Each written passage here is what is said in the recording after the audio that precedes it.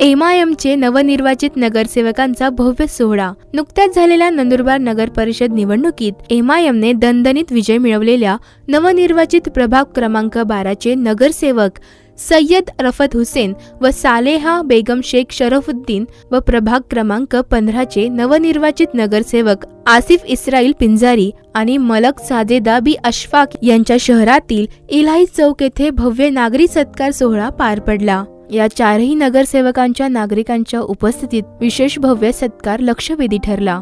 शिरपूर येथील एमआयएम पक्षाचे निवडून आलेले नगरसेवक अवेस शेख मेहमूद यांचाही सत्कार यावेळी करण्यात आला. सत्कार प्रसंगी उपस्थित मान्यवर, कार्यकर्ते व नागरिकांनी नवनिर्वाचित नगरसेवकांचे मनपूर्वक अभिनंदन करत त्यांच्या पुढील वाटचालीस शुभेच्छा दिल्या.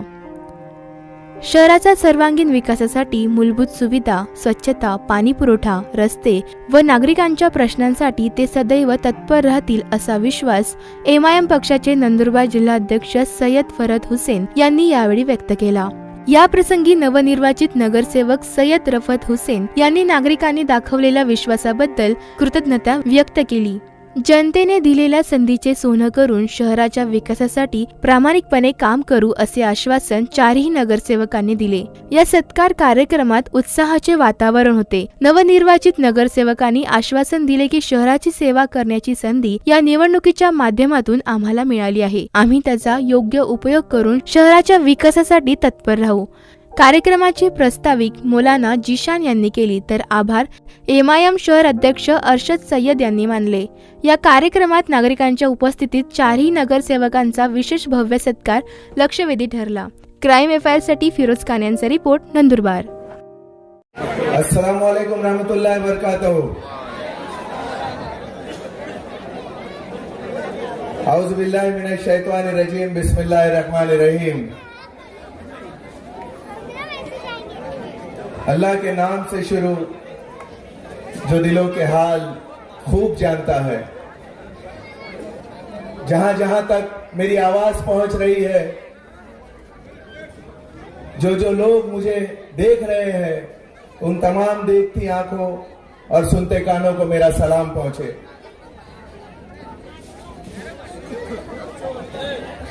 दोस्तों, आधा मिनट माइक पर आने के बाद मैं ये सोचने में लगा रहा था कि जिन मोहब्बतों से और जिन दुआओं से और अपने ओटों से आप लोगों ने नवाजा है, कि किन अल्फाज में मैं नंदुरबार शहर की इस आवाम का शुक्रिया अदा कर पाऊंगा.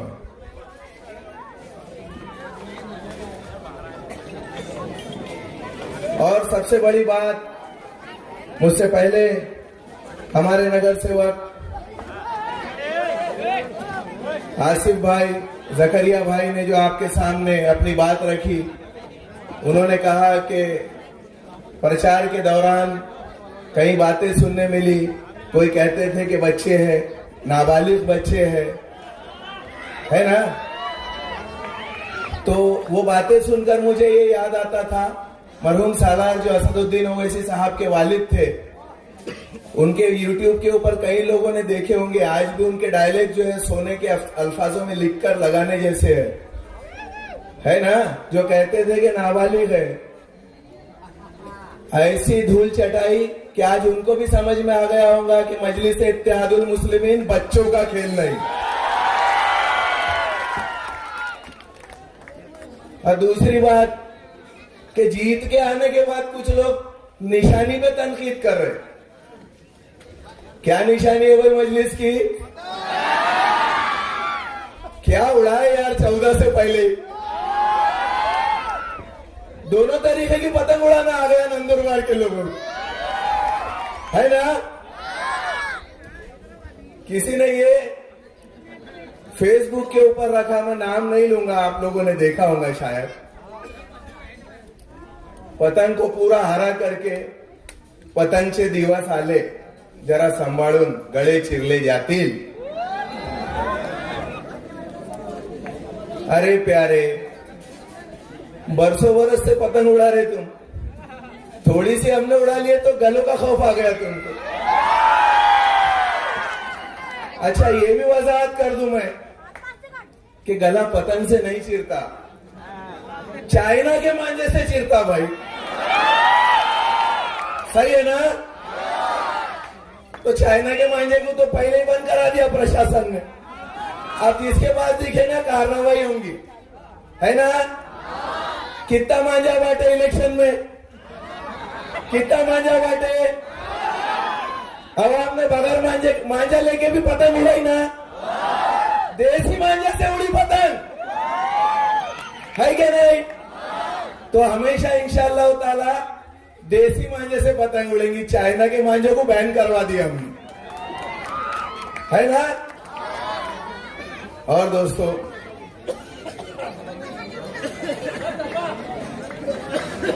कई लोग ये गलत फहमियां अपने दिलों में पाल के रखे, लोगों को वर्गलाने की कोशिशें की जा रही है।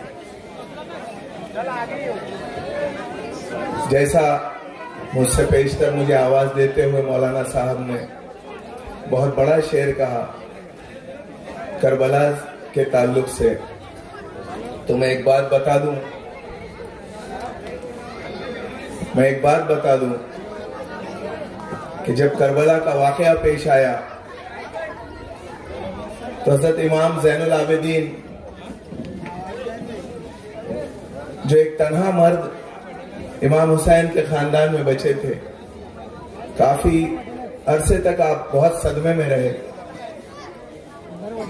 गांव के बाहर कहीं जंगल में झोपड़ी बनाकर इबादत में रहते, कई कई दिन तक लोगों से न मिलते नहीं।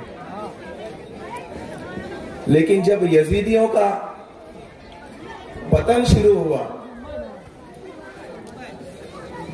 तो अपनी जानें बचाते हुए भागते उस जंगल तक यजीदी फौज का एक कमांडर पहुंच गया, जहां पर हजरत इमाम ज़ैनुल आबिदीन रज़ियल्लाहु ताला अन्हु जिस झोपड़ी में बैठकर इबादत किया करते थे। इतना थका हुआ था कि प्यास के मारे जबान बाहर आ रही थी। उसकी तो जान के लाले पड़े हुए थे कि उसकी जान के दुश्मन हुसैन के चाहने वाले उसके पीछे पड़े थे। जिन जिन लोगों ने हजरत इमाम हुसैन को और उनके खानदान को शहीद किया कि किसी एक को छोड़ेंगे नहीं। अब जब झोपड़ी के बाहर पहुंचा तो प्यास से गला सूखने लगा, चिल्ला रहा है कि कोई हो अंदर तो मुझे पानी पिला दो। जब इमाम ज़ैनुल आबिदीन रज़ियल्लाहु ताला अन्हु ने आवाज सुनी और जब बाहर आए तो उनको देखकर इसके चेहरे की हवाइयां उड़ गई, पूरा खून जम के पूरे जिस्म में एक जगह हो गया कि रे बाप रे, मैं जिनसे बच के भाग रहा था वो तो इनके चाहने वाले थे, अब तो इनके खानदान के अफराद के फर्द के सामने आ गया, तो ये मेरा हाल क्या करेंगे। लेकिन इमाम ज़ैनुल आबिदीन रज़ियल्लाहु ताला अन्हु ने मटके की तरफ हाथ बढ़ाया, प्याले में पानी लिया और उसे पानी दिया। वो कभी तवक्को नहीं करता था कि मेरे साथ ये सलूक होगा। उसकी प्यास जब नहीं बुझी तो उसने और पानी मांगा, आपने एक मर्तबा और पानी दिया।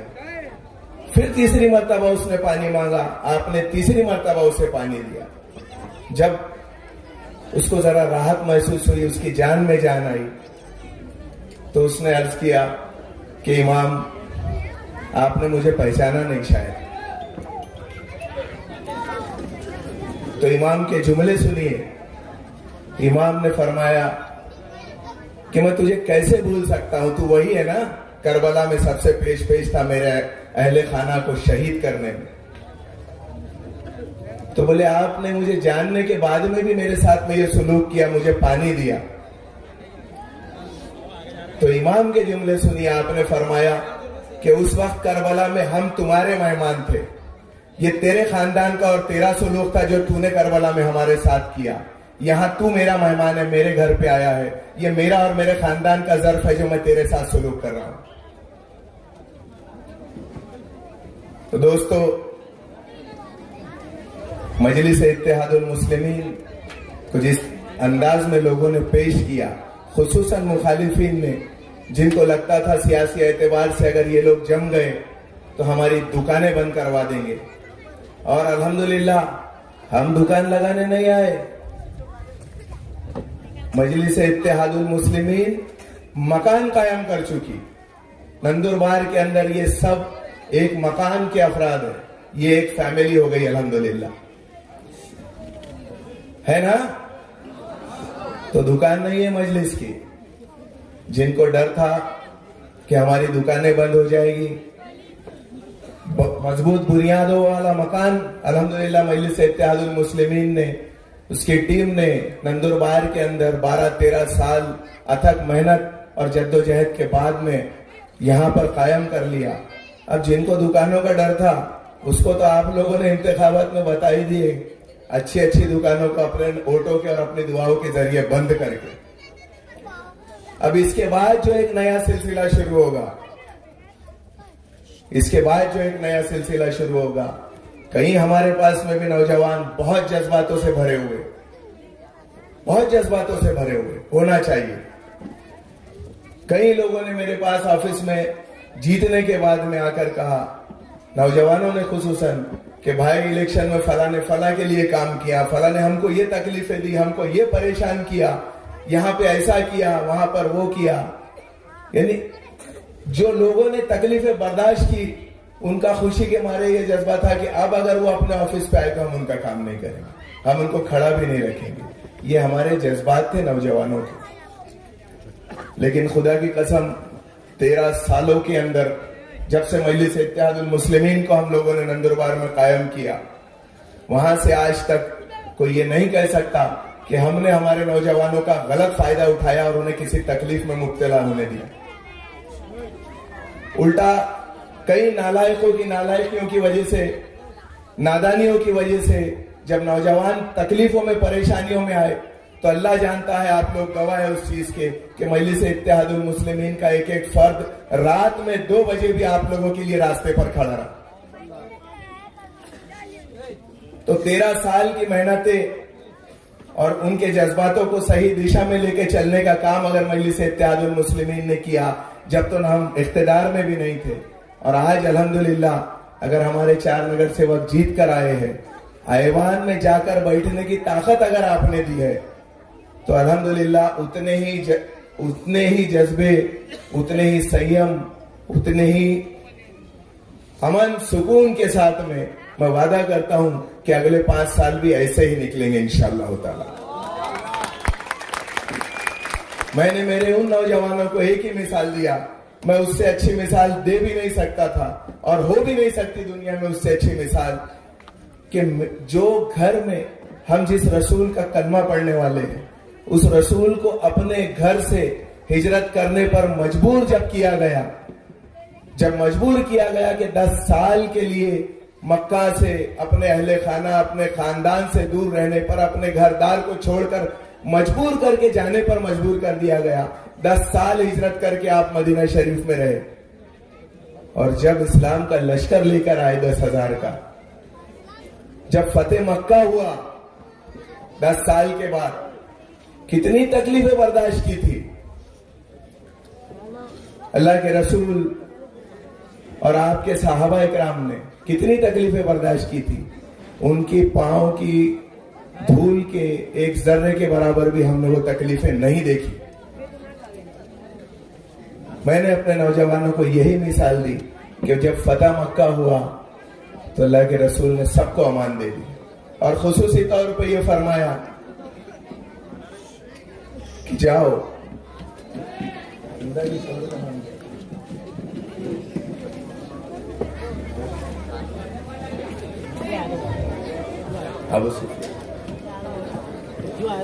आपने ये फरमाया कि कोई अगर अबू सुफियान के घर में भी पनाह ले लेगा तो उसको भी अमान। जानते अबू सुफियान कौन था उस वक्त तक? मक्का के सरदारान में से वो सरदार था कि जिसने कभी कोई कसर नहीं छोड़ी थी। कत्ल करने के लिए नबी करीम सल्लल्लाहु अलैहि वसल्लम को लोग भेजे, इनाम डिक्लेयर करे, है ना। लेकिन फिर भी आप जब फतह कर रहे, शहर में दाखिल हो रहे अपनी फौज के साथ, तो क्या कह रहे हैं कि सबसे बदतरीन दुश्मन जो मेरा था, अगर कोई उसके घर में भी जाके पनाह ले लेगा तो हमने उसको भी अमान दे दी। मतलब उसको तो ऑलरेडी अमान दे दी थी ना। जानते अबू सुफियान की बीवी कौन थी? हिंदा का नाम सुना है आपने? हिंदा वो थी कि जब पहले गज़वे में हुजूर पाक सल्लल्लाहु अलैहि वसल्लम के सबसे प्यारे चचा हज़रत अमीर हमजा को शहीद किया गया, तो उसका दिल नहीं भरा आपको शहीद करने से। जब जंग पूरी हुई तो उसके बाद मैदान में पहुंची, आपकी मैदान में शहीद पड़ी हुई लाश के साथ में आपका खंजर से सीना चीरा, आपका कलेजा निकाल के कच्चा चबाया। क्या इतनी तकलीफें हमने बर्दाश्त की? किए क्या? नहीं ना, कुछ भी नहीं। ये मिसालें अगर मैं अपने नौजवानों को दे रहा हूं तो आप सोचिए, जिन लोगों ने सियासी एतबार से या जाती दुश्मनी, जाती अदावत के एतबार से हम लोगों से मुखालिफत की, मजलिस इत्तेहादुल मुस्लिमीन की अदावत में मुखालिफत की, सियासी एतबार से मुखालिफत की, मैं अपने रसूल की उस सुन्नत को अदा करते हुए कह रहा हूं कि हमने सबको अमान दे दी, सबको माफ किया, दिल से माफ किया।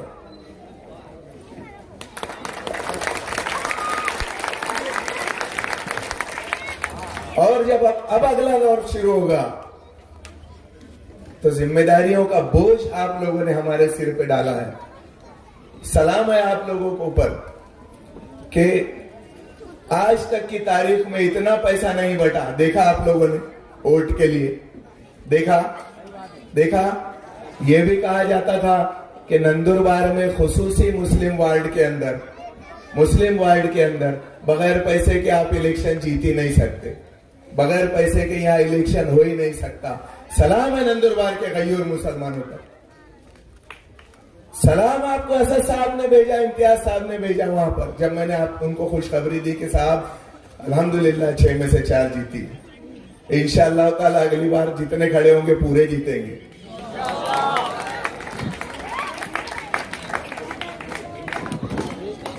हम अब ये अज़्म लेके चले, हमने वो बुजुर्गों को पढ़ा सुना, हमारे बुजुर्गों से, हमारे बड़ों से, हमारे उलमाओं से, कि जब हजरत उमर फारूक रज़ी अल्लाह ताला अन्हु को इख्तिदार दिया गया, आपको खिलाफत की गद्दी दी गई, तो आप रात रात भर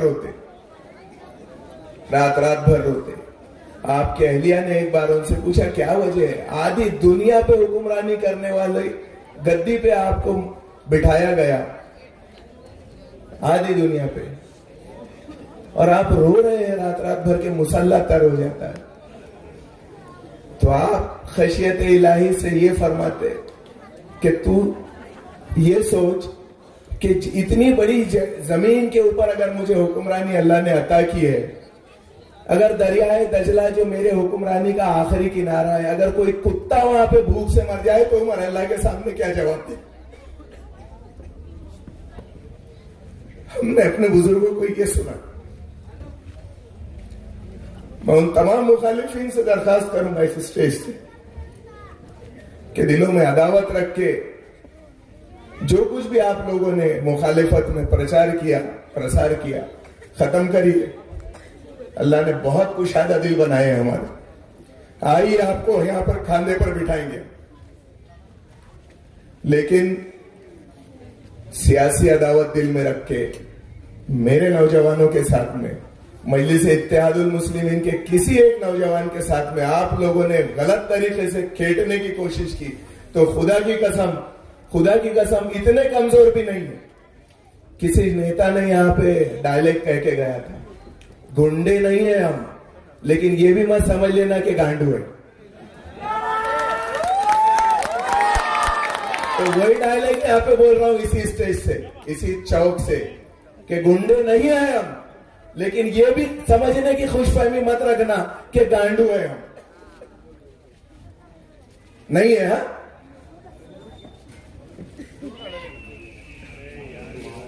बराए मेहरबानी उन तमाम को फिर से मैं दावत दूंगा कि जो कुछ भी, जिस तरीके की भी सियासत आप लोगों ने इख्तिदार में रहते हुए की, इख्तियार के बाहर की, मजलिस इत्तेहादुल मुस्लिमीन की सियासत अब देखिएगा किस तरीके से होती। मैं वादा करता हूं कि अगले 5 साल में जो मेहनत हम लोगों को आप लोगों के दरमियान में आके करनी पड़ी, एक एक वोट के लिए हम लोगों ने आप लोगों से दरखास्त की, अपील की, इल्तिजा की, और आप लोगों ने जो भरोसा, जो एतमाद हम पे जताया है, मैं आप लोगों से वादा करता हूं कि अगले 5 साल में इंशाअल्लाह ताला वो काम मजलिस के ये चारों नुमाइंदे बशमूल मेरे वो काम अंजाम देंगे आप लोगों की खिदमत में, नगर पालिका के जरिए जो जो हमारे इख्तियार में है, उन तमाम शोबों के जरिए, कि अगले 5 साल में सिर्फ आप लोग ये कहना चाहिए कि जिसको मजलिस का टिकट मिला, जामिया आराम कर, तू जीत गया, तुझे आने की जरूरत नहीं।